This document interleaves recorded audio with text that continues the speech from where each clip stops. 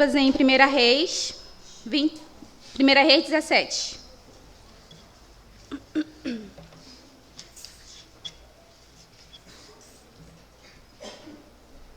Amém? 1 Reis 17, a partir do versículo 8. Amém, igreja? Diz assim: Então veio a ele a palavra do Senhor dizendo: Levanta-te e vai para Sarepta, que é de Sidom, e habita ali. E eis que eu ordenei ali a uma mulher viúva que te sustente. Então ele se levantou e foi para Sarepta.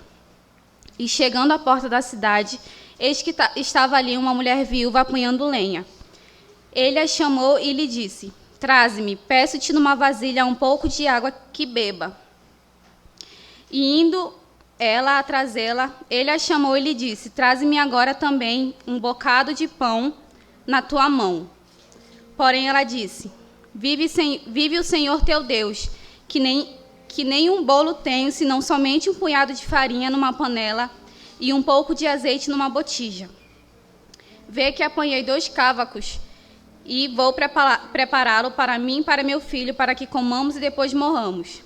E Elias lhe disse: Não temas, vai, faz conforme a tua palavra. Porém, faze dele primeiro para mim um pequeno bolo, e traze-o para mim. Depois farás para ti e para teu filho. Porque assim diz o Senhor Deus de Israel: a farinha da panela não se acabará, e o azeite da botija não faltará, até o dia em que o Senhor dê chuva sobre a terra. Amém, igreja? Essa passagem aqui da viúva, né, de Sarepta, ela é um exemplo para nós de confiança e fé em Deus, amém? Mesmo diante da escassez da chuva, né, que estava tendo naquela época, porque se não tem chuva, não tem como ter colheita, né? E ela escolheu confiar ali no Senhor, que o Senhor proveria, amém? E nós, muitas das vezes, deixamos de contribuir, né? Porque nós acreditamos, como sempre é falado aqui, nós acreditamos que tudo que nós temos é fruto do nosso esforço, né? Nós que conquistamos. Mas nós esquecemos, como a Bíblia nos ensina, nós esquecemos que Deus é o nosso único e verdadeiro provedor, amém? Nós precisamos entender que ofertar é um ato de fé e gratidão ao Senhor, amém? Em Deuteronômio 8:18 diz: Antes te lembrarás do Senhor teu Deus, que é Ele que te dá forças para adquirires riqueza. Nada do que temos é nós que conquistamos, amém, igreja? O nosso esforço, pelo contrário, é tudo graça e provisão divina, amém? Até o nosso levantar, né, de manhã para a gente trabalhar, ali conquistar o nosso salário, né, receber o nosso salário, é tudo o Senhor que permite, amém? Nós precisamos entender isso. E pode ser que a gente tenha medo. Eu, por exemplo, né, o Senhor trabalhou muito na minha vida, nessa questão do dízimo, né? Porque pode ser que a gente tenha medo de tirar do nosso dízimo e faltar na parcela do nosso celular, do nosso aluguel, do nosso carro, e até para comprar comida às vezes, né? Mas em Mateus 6:31 diz assim: Não vos inquieteis, mas buscai primeiro o reino de Deus, e todas essas coisas vos serão acrescentadas. Nós precisamos colocar, né, nossa confiança no Senhor, porque quando a gente põe a nossa confiança no nosso esforço ou em bens materiais, a gente está esquecendo que o Senhor é o verdadeiro provedor da nossa vida, amém? Eu não estou falando para você, né, deixar de trabalhar, largar o seu emprego e esperar o pão cair do céu, pelo contrário, né? Tirar essa pequena parte, né, e devolver ao Senhor como gratidão e dizer que a gente confia nele, né? Você sabe que a igreja precisa de mantimentos, de manutenções, pagar internet, luz, água, tudo isso para que o evangelho seja propagado. E você contribuindo com isso, você está ajudando, amém, igreja? Precisamos dar com alegria, não é apenas um dever religioso, amém? Mas é uma oportunidade, como já falei, de expressar nossa fé e gratidão ao Senhor, amém? Não se trata de valor, né? Você dando com alegria, com amor, isso já é o suficiente, amém? Porque o Senhor é dono de tudo, Ele que provê, que nós viemos orar para que Ele nos dê esse dom de generosidade. Amém, igreja? Viemos orar por essa fé e por essa gratidão, amém? Então, desde já, eu já convido você a trazer seu dízimo, a sua oferta com alegria, amém? Tem QR Code nas cadeiras. Pode vir dizimar, amém, igreja? Que você não converse, que você não se distraia, que você não durma. Que se você dormir, você é obrigado a lhe acordar. Então, não durma. Só um rápido aviso, na verdade, só um pequeno aviso. Não é nem aviso, é só um lembrete. Quarta-feira, amém, igreja? Quarta-feira estaremos aqui no nosso culto. Né? Não sei se é culto ou se é aula, se é culto-aula. Mas venha quarta-feira ouvir e aprender também sobre Cristo. E outro aviso é sábado, 19 horas, sábado, 19 horas, tem uma reunião com o grupo, né, do Revival. Então, você que faz parte do grupo, você que vai estar lá com o nosso grupo, né, de ministradores, venha sábado, 19 horas. Né? Tente não se atrasar, porque vamos começar 19 horas. Amém, igreja? Amém. Então, os avisos são esses, culto sábado e reunião, culto quarta e reunião sábado. Também para as crianças, para os menores, eles vão receber desenhos, né? Vai colocar um desenho para eles. E os maiores, as crianças maiores vão começar a anotar. Né? Vão anotar já para aprenderem, já começar aprendendo. Né? Até porque já sabem, né? Muita criança já sabe mais do que é muito adulto, mas o tempo de desenhar já passou. Agora vamos começar a anotar. Amém, igreja? Então, sem mais delongas, livro de João, Evangelho, João 21, 17. Nossa série, Você Realmente Ama Deus, né? Então, vamos ainda hoje sobre esse tema, Você Ainda Ama Deus. Evangelho de João, 21, 17. Vamos ler até a interrogação, né? Até a pergunta. Evangelho de João, 21, 17. Vai estar, se você não trouxe Bíblia, espero que você traga a Bíblia próxima quarta, também no próximo domingo, mas se você que não trouxe Bíblia ainda, vai estar no projetor. Vamos ler até a interrogação. Uma pergunta simples, e deveria ser também uma resposta simples, né? Mas a pergunta é simples, mas nem sempre a resposta é simples. Então, diz assim, tá bom o volume? Dá para ouvir bem atrás? Amém? Glória a Deus. João 21, 17, diz assim, pela terceira vez, Jesus perguntou, Simão, filho de João, tu me amas? Somente até aí, vamos ler mais uma vez.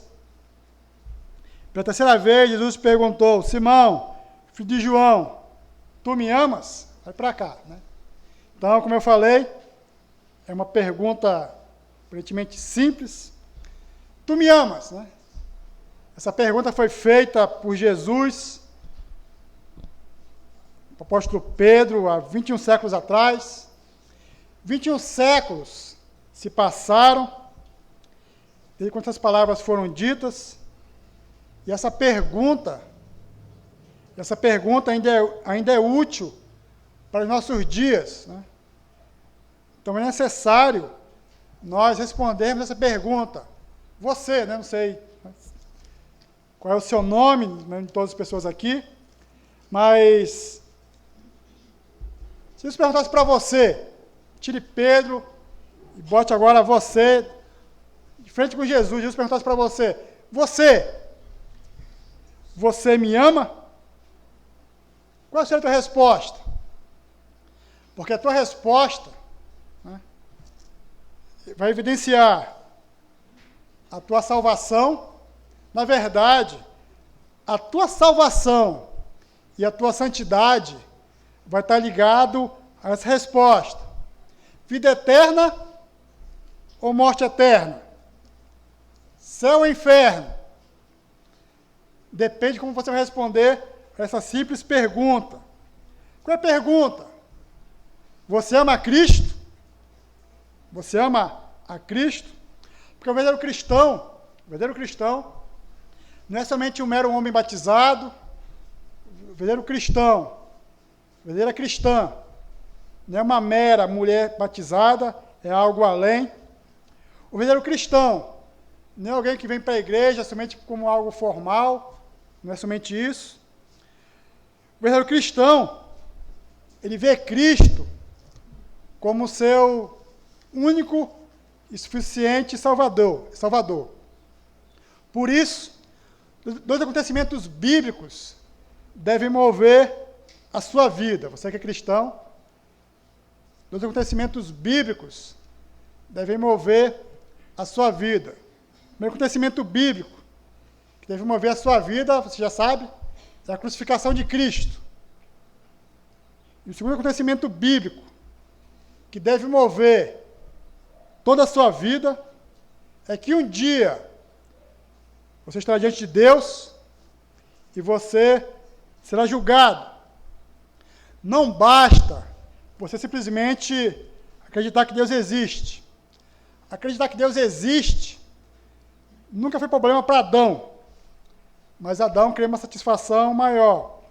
Na verdade, a razão da nossa não mudança é que amamos outras coisas e não Cristo, amamos pessoas e não Cristo. Por isso, o problema nunca está no outro, o problema nunca está fora de você, o problema está em você, que não vê Cristo como fonte maior da sua satisfação. Então, o verdadeiro evangelho foi reduzido. O verdadeiro evangelho, infelizmente, é tratado como uma pequena verdade. Por isso nós precisamos sempre ouvir sobre o pecado, não para nós termos informação sobre o pecado. Por que nós falamos sobre o pecado? Para que você venha a odiar o pecado. Amém, igreja? Então, para você odiar o pecado. 1 Coríntios, vamos lá. 1 Coríntios 2:2. 1 Coríntios 2:2.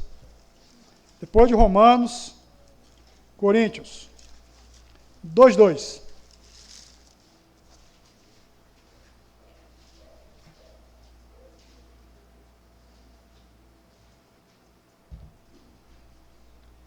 Diz assim: porque decidi nada saber entre vós, senão a Jesus Cristo e esse crucificado. Porque decidi nada saber entre vós, senão a Jesus Cristo e esse crucificado. Ou seja, o Evangelho aponta para um tema: Cristo e esse crucificado. Então o Evangelho aponta para a glória de Deus, não para a glória humana. Interessante que o apóstolo Paulo, que é o escritor do livro de Coríntios, ele era um homem sábio. Ele poderia falar sobre cultura, ele poderia falar sobre costumes, poderia falar sobre práticas religiosas, história, filosofia, artes. Mas Paulo vai dizer: eu falo somente de Cristo, eu só falo da cruz. Não importa para quem Paulo pregasse, não importa aonde Paulo pregasse, o ponto alto era a cruz. Paulo sabia o que o povo queria ouvir. Paulo sabia que os gregos queriam ouvir sobre sabedoria. Paulo sabia que os judeus queriam ouvir sobre práticas religiosas. Mas Paulo dava para ele o que eles queriam: apenas Cristo e esse crucificado. Então Paulo tinha as boas razões para falar sobre Cristo e esse crucificado. E nós também temos boas razões para falar apenas sobre Cristo e esse crucificado. Na verdade, a bem da verdade, a nossa geração, ela é difícil. A nossa geração exaltar a cruz. Por quê? Porque nós não vemos pessoas crucificadas nas ruas. Você não passa e vê alguém crucificado numa esquina. Então a cruz nos nossos dias hoje se tornou um símbolo que as pessoas botam na igreja, símbolo de cordão, né, de brinco, tatuagem. Né. Mas a cruz, na nossa geração, se tornou somente um enfeite, um adorno. nós não vimos o que aquela geração viu. Porque a cruz era como uma câmara de gás na Segunda Guerra Mundial, ou melhor, ela era como nos dias de hoje, como fuzilamento, em alguns países ainda existe fuzilamento. Na verdade, a cruz era pior, porque na cruz a pessoa não tinha dignidade alguma. Hoje, no dia de hoje, mesmo o pior criminoso, que vai ser condenado a fuzilamento, ele tem certos direitos. Condenado à morte, no dia de hoje, ele tem direito a uma roupa limpa, tem direito a uma última alimentação, mas na cruz, o ser humano era tirado toda a sua dignidade, era colocado nu numa cruz, era cuspido, tinha um desfile do condenado carregando a cruz. Agora, como você pode se gloriar na cruz? Né? Como você pode se gloriar em algo assim? O mundo precisa ver em nós a glória da cruz. Mas, infelizmente, muitos de nós jamais vamos experimentar essa glória. E nem o mundo vai ver, muitos de nós, esse exemplo de alguém que quer exaltar a cruz. Por isso, o significado da cruz, nos nossos dias de hoje, ele se perdeu. E como a cruz se perdeu, Cristo não é mais o nosso primeiro amor. Como nós já falamos aqui muitas vezes, se Cristo não for seu primeiro amor, ele não vai ser o segundo, não vai ser o terceiro, não vai ser o quarto. Na verdade, se Cristo não for o primeiro amor da sua vida, não vai ter lugar nenhum na sua escala de prioridades. Em vez de você voltar somente para Cristo, em vez de você se gloriar somente na cruz de Cristo, temos nos voltado com a mesma mente de alguém que não é cristão, né? Você já sabe disso.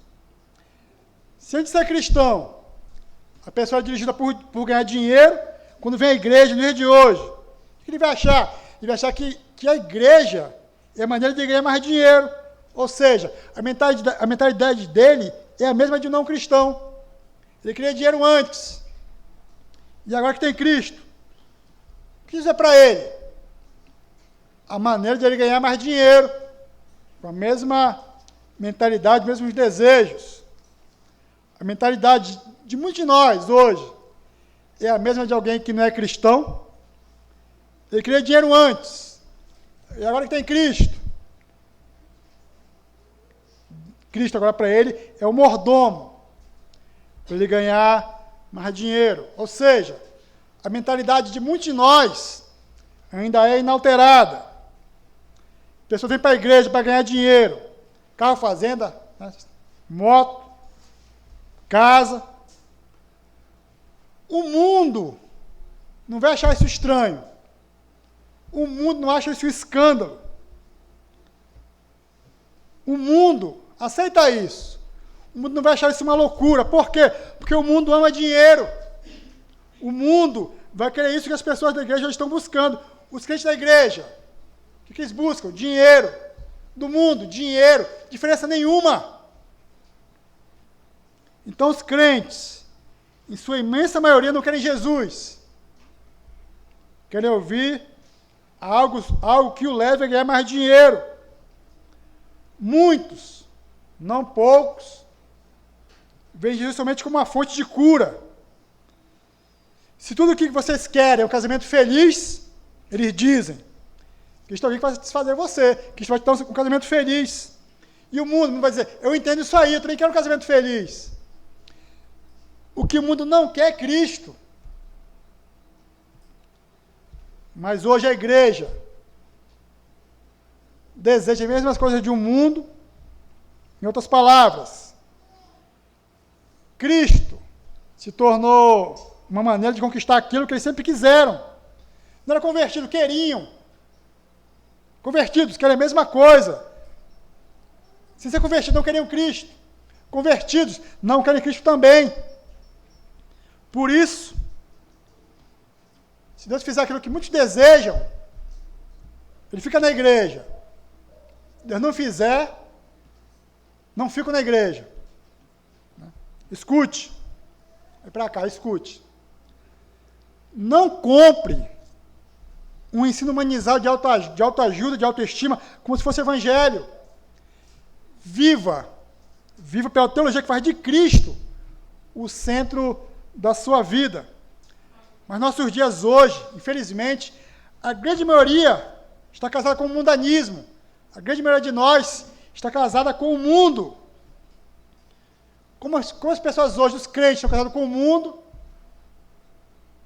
o mundano não suporta ouvir falar sobre o inferno. E os crentes? Também não. O mundo não quer ouvir falar sobre a ira de Deus. E os crentes? Também não. O mundo não suporta ouvir falar sobre a ira de Deus. E os cristãos? Também não querem ouvir falar. Por isso, quando o verdadeiro evangelho é pregado, duas coisas podem acontecer com você. Duas coisas. Ou ele vai te quebrantar, ou ele vai te endurecer. Quando você ouve o evangelho, o verdadeiro evangelho pode te quebrantar, e você agora quer ouvir mais sobre Jesus, ou vai te endurecer, você nunca mais vai querer ouvir falar sobre Cristo. Talvez você esteja preso às coisas desse mundo, como ter coisas desse mundo. Por isso, para muitos de nós, quando é pregado sobre pecado ou contra o pecado, as pessoas vão entender como uma interrupção de suas boas vidas, como aquilo que eles desfrutaram na terra. Na verdade, a pregação sobre Cristo não é aceita pelas massas. Na verdade, vai ser somente uma pequena porção, uma pequena minoria separada que vai querer ouvir sobre Cristo. Talvez, né? Você só queira se divertir, talvez você só queira viver a vida, né? Porque afinal você é jovem, enquanto todas as pessoas que você ama estão indo para o inferno. Talvez você esteja mais interessado nos prazeres mundanos do que se importar com a sua família que está indo para o inferno. Então o pecado faz do ser humano ser tolo e fútil. Anote isso aí.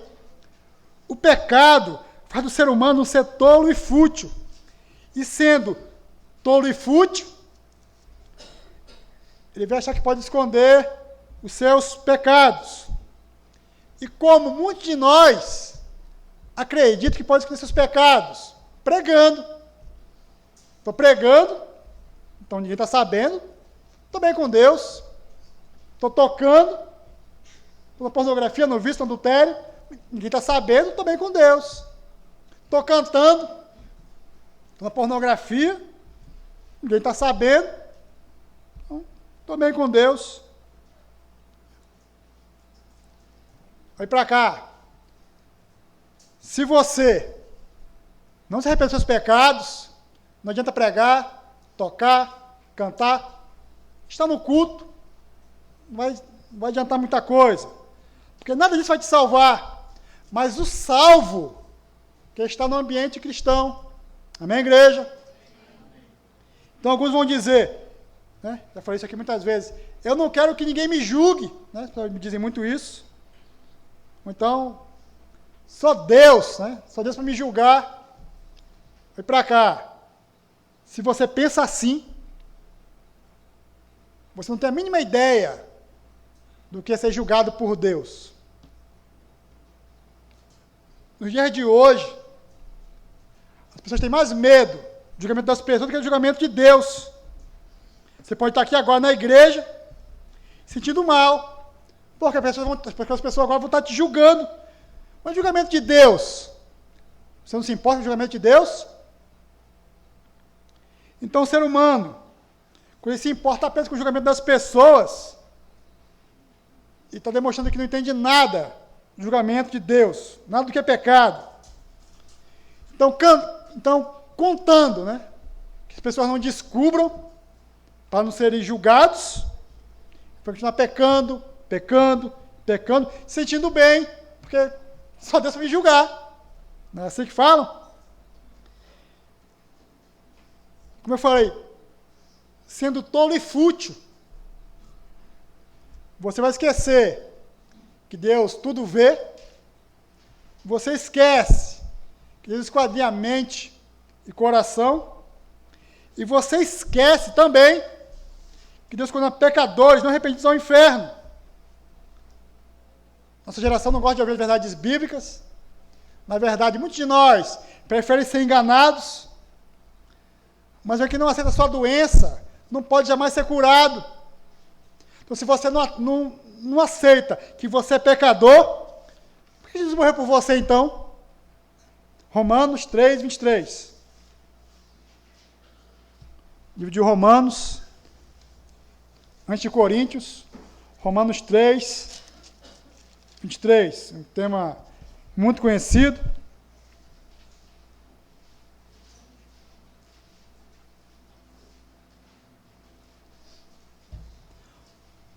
Romanos 3, 23 diz assim.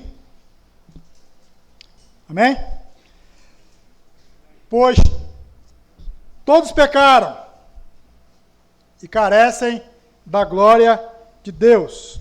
Mais uma vez. Pois todos pecaram e carecem da glória de Deus. Vai para cá. Você precisa entender que você estava destituído da glória de Deus. Que somente um Salvador. A tua esperança é somente uma pessoa. E seu nome é Jesus. Mas quantas pessoas que você conhece que dizem que não são pecadoras? Quantas pessoas que você conhece que vão dizer que não são falhas? Muitos acreditam que vão para o céu. Por que você vai para o céu? Porque eu sou boa pessoa. O que a Bíblia diz? Você é bom? O que a Bíblia diz sobre você? Lucas 18, vamos lá, Lucas 18. Não podemos demorar. Lucas 18. Lucas 18.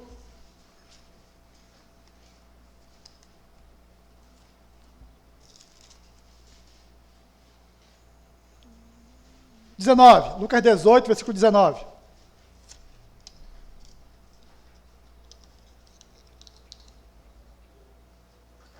Respondeu Jesus: por que me chamas bom? Ninguém é bom, senão um que é. Ou seja, olha para cá, não existe ninguém bom. Segundo Jesus, ninguém é bom. Embora muitas pessoas vão dizer, eu tenho um bom coração, sou uma pessoa boa. Você vai dizer, não. Ninguém é bom. Olha para cá. Se ninguém é bom, segundo o livro de Lucas, e segundo o livro de Romanos, todos pecaram, né? Que esperança para você? Você pode dizer, mas eu nunca pequei, eu não pequei tanto assim. Eu pequei pouco. Quantas vezes você acha que precisa pecar? Adão pecou somente uma vez. E o mundo se tornou esse caos. E agora? Se com o pecado o mundo se tornou esse caos, como você vai escapar do inferno? Com seus muitos pecados? Mas você vai dizer, eu sou melhor do que ele, eu sou melhor do que ela. Ele pecou mais, ela pecou mais do que eu. Vai para cá. Entenda isso. Você não será julgado pelo padrão humano. Você será julgado pelo padrão de Deus. E pelo padrão de Deus, ele tem visto teu coração. Então, como ele vê teu coração, tuas intenções, tuas motivações, somente aquilo que você pensa, já são suficientes para te condenarem ao inferno. Todos pecaram e carecem da glória de Deus. Agora, se você pensa assim, né? A maioria de nós, não poucos de nós, a grande maioria de nós, leva uma vida totalmente mundana fora da igreja. A maioria de nós não tem contato nenhum com a Bíblia em casa. A maioria de nós não consegue nem orar. A maioria de nós é completamente mundano fora da igreja. Por isso que arrependimento é você dizer, eu sou pecador, eu sei que eu sou pecador. Não é isso. Pergunte ao diabo se ele não sabe que é pecador. O que ele vai dizer para você? Eu sei que eu sou pecador, sou muito bom nisso. Pergunte ao diabo se ele sabe sobre arrependimento, ele vai dizer, isso eu não sei. Por quê? Porque arrependimento, quando Deus abre os seus olhos, de modo que você vê o pecado na sua vida e você entende que você estava condenado ao inferno. Só que o problema hoje, no evangelho de hoje, é que o evangelho foi reduzido. O verdadeiro evangelho hoje foi reduzido. Fazem perguntas no final do culto. Você vai responder sim. E o que vão declarar? Vão declarar que agora você é salvo. Mas será que o Espírito Santo te convenceu do teu pecado? Será que o Espírito Santo te convenceu o quão terrível e sujo é o seu pecado? Será que o Espírito Santo te convenceu da total condenação, da total perdição? Será que o Espírito Santo te convenceu que você merece o inferno? Um pecado te condena ao inferno. Um pecado, um pensamento pornográfico, um pensamento errado, uma cobiça, um desejo errado. Não são 10, não são 100, não são 1000 pecados. Mas se a Bíblia afirma sobre pecado, a Bíblia fala sobre a ira de Deus, inferno. Então por que você não gosta de falar sobre pecado? Porque você é mundano. E você sendo mundano, você não percebeu o quão pecador você é. E você sendo mundano, você não percebeu a tua necessidade de arrependimento. Salvação. Não é você responder assim para algumas perguntas. Salvação é uma obra sobrenatural de Deus. Ou seja, o que é salvação? Como é que ocorre a salvação? O verdadeiro evangelho é pregado, você é atingido então pela sua perversidade, você vê seus pecados, você vê sua injustiça, você percebe então que não existe nada, absolutamente nada em você que você possa oferecer a Deus, nada em você que você possa oferecer para Deus, para ter paz com Deus, nada que você possa fazer para ser salvo. Então seus olhos são abertos, você vê a cruz de Cristo, você vê que Ele derramou seu sangue na cruz por você. Você descobre então que você foi escolhido antes da fundação do mundo. E agora você se agarra a essa esperança. Mas aí que está o problema. Você pode ir para muitas igrejas aqui em Manaus. Não importa a denominação, você pode ir a muitas igrejas aqui em Manaus. E você vai descobrir que todos eles, ou quase todos eles, vão dizer que são salvos. Se você perguntar, você é salvo? Por que vão responder que não são? Vão responder, sou salvo. Claro que sou salvo. Claro que sou salvo. Eu fiz a oração do pecador arrependido, me chamaram na frente, fiquei de joelho, repeti, sou salvo. Você é salvo? Claro que eu sou salvo. Fui batizado, fiz a primeira comunhão, fiz a crisma, sou salvo. Sou salvo? Claro que sou. Eu creio em Deus. A Bíblia diz que os demônios também creem. E eles tremem. Você treme quando peca? Você treme em pensar sobre o inferno? Você treme ao pensar sobre a ira de Deus? Você treme quando você imagina o seu pecado sendo triturado no inferno? No inferno? Você já confessou com Jesus? Já confessou Jesus com a sua boca? Você vai dizer sim, claro que eu confessei. Mas se você não se arrependeu, sua confissão tem valor zero. Olha para cá. Qual foi a última vez que você ficou triste quando você pecou? Será que alguma vez você ficou triste quando você pecou? Qual foi a última vez que você ficou triste quando você desejou alguém que não é sua esposa? Ou desejou alguém que não é seu marido? Se é, uma vez você ficou triste porque desejou alguém que não era seu marido e sua esposa. Você alguma vez ficou triste quando você mentiu para alguém? Você alguma vez ficou triste porque você falou mal de alguém para outro alguém? Os demônios tremem.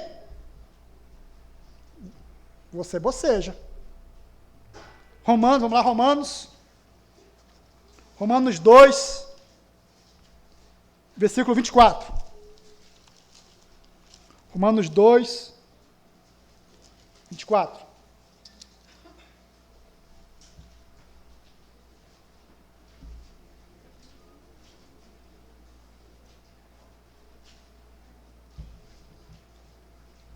João 2,24 diz assim: pois como está escrito, o nome de Deus é blasfemado entre os gentios por vossa causa. E mais uma vez, para que você possa entender melhor. Como está escrito, o nome de Deus é blasfemado entre os gentios, por causa de quem? Vossa causa. O evangelho vira chacota, o evangelho vira piada. Por quê? Nós nos comportamos como o mundo. Muitos de nós se comportam como alguém totalmente mundano. Muitos de nós. Nós somos filhos de Deus. A partir do princípio que você entende que você é filho de Deus, então nós acreditamos na Bíblia, acreditamos no Evangelho de Deus, no Evangelho de Cristo. Se eu acredito na Bíblia, se eu acredito no Evangelho de Deus, como a Bíblia diz que há, então eu devo acreditar que Deus é justo, que Deus vai ser o juiz, que Deus vai julgar a humanidade. E o mundano, o ímpio, se você acredita no Evangelho, se você não envergonha o Evangelho, então você acredita no inferno, e você precisa entender que diariamente milhões de pessoas são jogadas no inferno. Como está escrito, o nome de Deus é blasfemado entre os gentios por vossa causa. Como você pode viver para Cristo preguiçosamente? Como você pode viver de maneira mundana como você vive? O mundano, o ímpio, não acredita em Deus, não acredita no Evangelho. Eles não creem no que nós cremos. Eles não acreditam no que nós acreditamos. Então por que você envergonha o Evangelho? Você sabe que Deus perdoa o pecado. Você sabe que Deus regenera pessoas. Você sabe que Deus, Ele vai punir pecadores não arrependidos. Você sabe que você precisa priorizar Cristo. Mas apesar disso, você prefere viver como um mundano. Você prefere viver como um ímpio. O que pode ser mais vil do que tratar o Filho de Deus com indiferença? O que pode ser mais errado do que você ter tanta informação sobre Jesus e você não querer Jesus? Apocalipse, vamos lá. 3. Finalzinho na Bíblia. Versículo 15 e 16. Apocalipse, capítulo 3.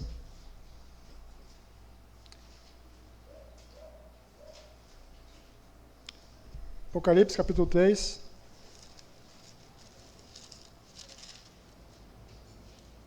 15 e 16, vamos lá? Encontraram?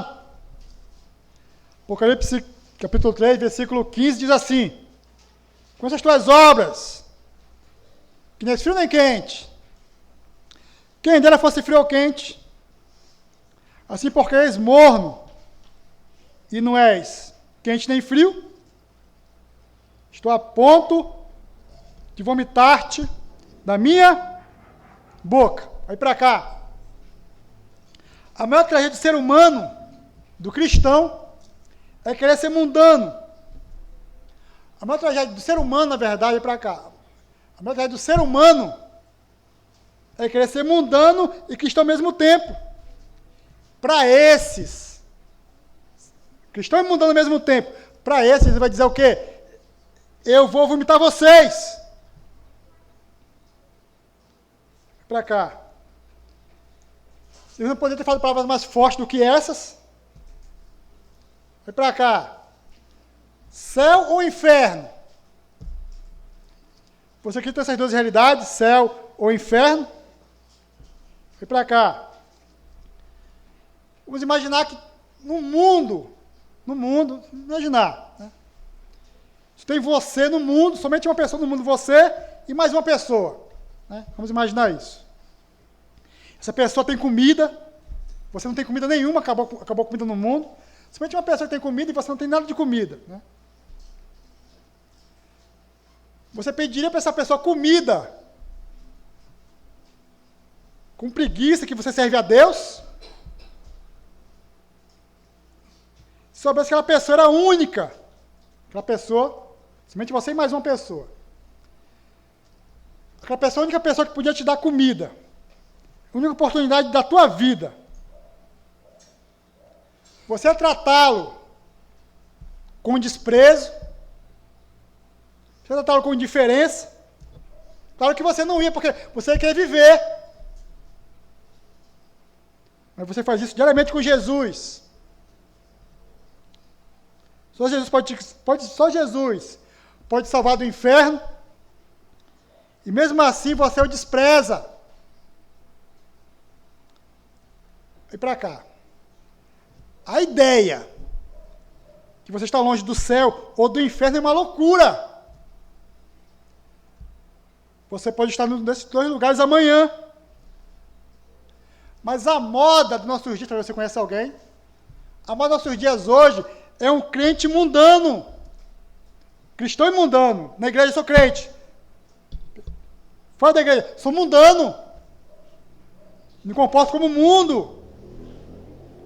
Agora, o que faz um crente mundano acreditar que pode ser salvo?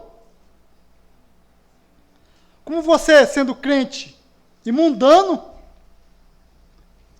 como você pode acreditar que você pode ser salvo? Sendo mundano e cristão ao mesmo tempo. Muitos, mesmo conscientemente, vão dizer o quê? Eu acredito na bondade de Deus. Acredito, mas eu rejeito. Acredito na salvação de Deus, acredito, mas eu rejeito. Acredito na bondade de Deus, mas eu rejeito. Acredito que Deus não quer que eu peque, mas eu ignoro, eu peco. Se você agir assim, e se você não se arrepender, então você está condenado. Tiago 4. Tiago é fácil de achar. Apocalipse, vê as epístolas, Tiago. Antes das epístolas você já achar Tiago. Tiago 4. De Apocalipse vai um pouquinho para frente. Tiago 4, versículo 13 e 14. Tiago 4, 13 e 14. Todos encontraram? Tiago 4, versículo 13 e 14. Diz assim o versículo 13. Atendei agora, vós que dizeis, hoje ou amanhã iremos para a cidade, tal, e lá passaremos um ano, negociaremos e teremos lucros. Versículo 14. Pois não sabeis o que se dará amanhã, que a vossa vida são apenas uma neblina, que aparece por um instante e logo se dissipa. Vou traduzir para você. A sua vida é um vapor. Como falei, uma das coisas que acontece é que você se compara com as pessoas. Né? O ser humano é assim. Se compara com o outro e pensa. Claro que eu sou salvo. Né? Não sou tão pecador assim. Né? Não sou como ele que vive no bar. Não sou como ele que é adúltero. Não sou como ele que roubou, que é drogado. Não sou como ele. Aqui está a sua falha. Porque o nível do julgamento de Deus, não é você com outro ser humano. O julgamento de Deus, olha para cá, não sou como ele, sou como ela. Né? O nível de julgamento de Deus não é você com Hitler, né? Não é você não é você com o mais violento desse planeta. O nível de julgamento de Deus não é com o pior criminoso. O nível de julgamento de Deus é você com o ser humano mais justo que já veio nesse planeta. Você está de um lado da balança, do outro lado vai estar quem? Jesus. Não é com o pior, é com o melhor. A Bíblia diz que Jesus não há pecado, nunca pecou. Que esperança não para você? Então, no dia do julgamento, vai para cá. No dia do julgamento, você não estará bocejando, não estará. Você não estará no WhatsApp conversando no celular, como você faz no culto. Você não vai estar rindo, bocejando, não. Você vai estar de pé diante do trono de Deus. E há algo muito aterrorizante nisso aí. Por quê? Você foi avisado.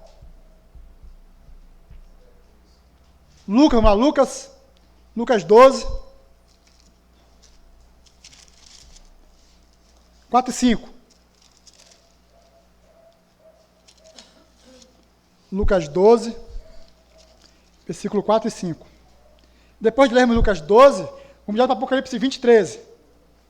Lucas 12, vamos somente ler Lucas 12, vamos direto para Apocalipse 20, 13.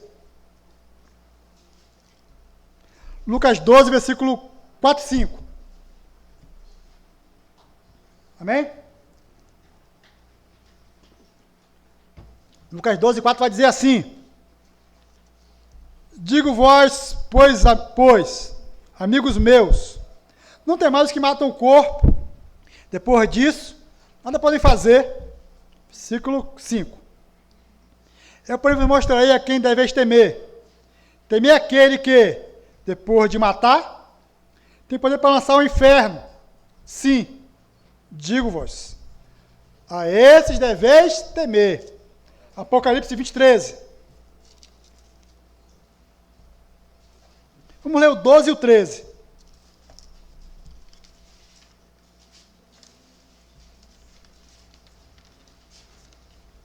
Apocalipse 20,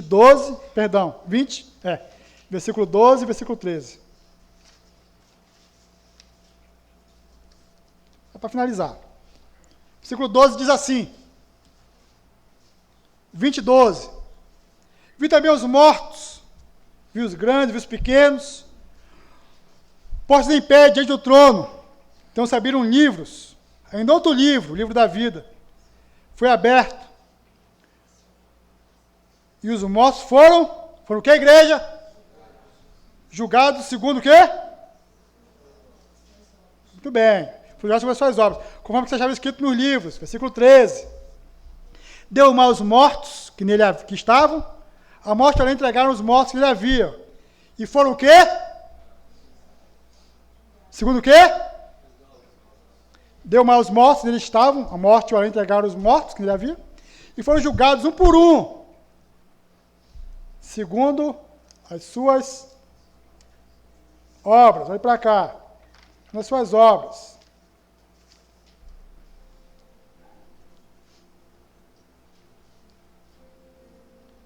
Olha para cá. Como eu falei.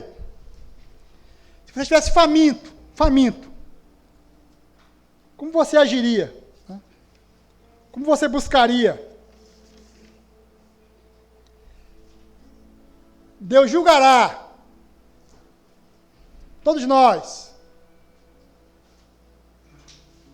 Deus julgará os segredos de todos nós. Vou repetir. Deus irá julgar os seus segredos. Imagine você, se eu tivesse um livro, né? Eu tenho um livro que conta tudo sobre a sua vida, né? Tudo que você fez nesse mundo, tudo que você pensou nesse mundo, toda a tua história, tudo que você pensou, imaginou. Se agora eu tivesse aqui um livro com a sua vida e falasse, né? Agora eu vou ler a vida, sei lá, sua vida, né? O seu nome, por a sua vida, como você agiria? Eu vou ler agora os segredos. Então, como você agiria? Vem para cá. Você faria de tudo porque eu não pudesse ler o seu livro. Agora imagine Deus lendo.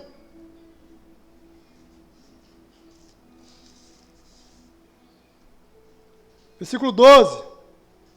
E os mortos foram julgados, segundo as obras conforme estava escrito nos livros. Versículo 13. E os mortos foram julgados, um por um, segundo as suas obras. 2 versículos. Né? 2 versículos. Você será julgado segundo as suas obras. Então ouça, por favor, ouça. Se você não se arrepender dos seus pecados, você será julgado segundo as suas obras, segundo os seus feitos. Então ore a Deus, clame a Deus,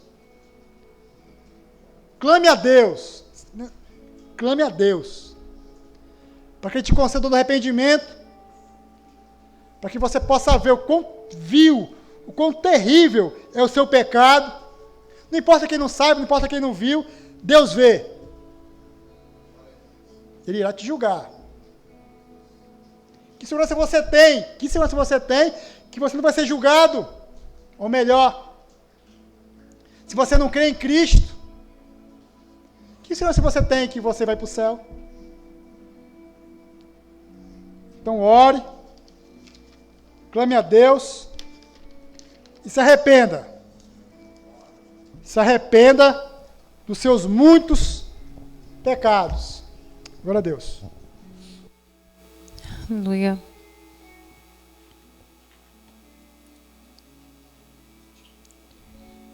Essa semana